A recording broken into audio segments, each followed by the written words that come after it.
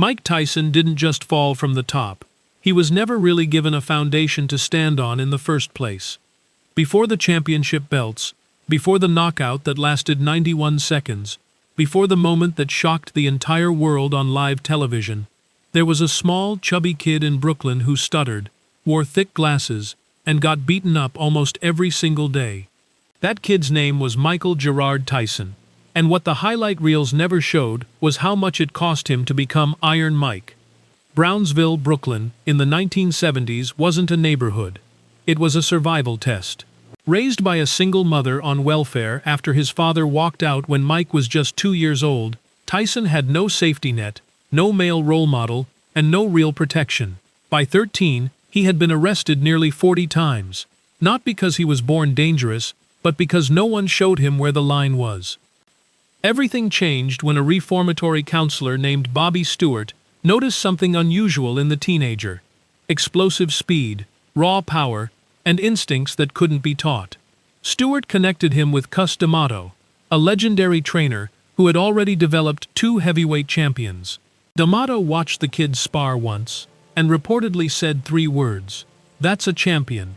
He took Tyson into his home in Catskill, New York, became his legal guardian after Tyson's mother died of cancer when he was 16, and gave him the only stable structure he had ever known. Under D'Amato, Tyson learned more than boxing. He learned how to channel his anger, turning chaos into precision, pain into power. On November 22, 1986, at just 20 years old, he knocked out WBC heavyweight champion Trevor Berbick to become the youngest heavyweight champion in boxing history, a record that still stands nearly 4 decades later. He went on to unify all 3 major heavyweight titles, the WBC, WBA, and IBF, the first man ever to hold all 3 simultaneously. Then, in November 1985, D'Amato died. Tyson was 19. In the years that followed, he lost his financial manager to illness, signed with the notoriously controversial promoter Don King, who Tyson later sued, alleging systematic financial exploitation in a case that settled for $14 million, and married actress Robin Givens in a marriage that collapsed publicly and painfully on national television within 8 months. The controlled machine D'Amato had built was running full speed with no one left who knew how to steer it. The losses stacked up in ways no scorecard could measure.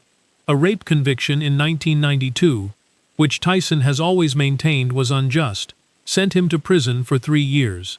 The infamous ear-biting incident against Evander Holyfield in 1997 became one of sport's most notorious moments. Bankruptcy followed hundreds of millions of dollars in earnings.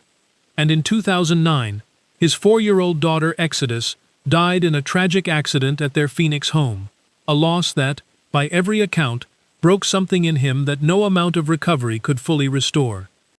But he didn't stop getting up. He entered rehab. He rebuilt his relationship with his children, all 7 of them, and by every account, he stayed present in their lives, even through his worst years.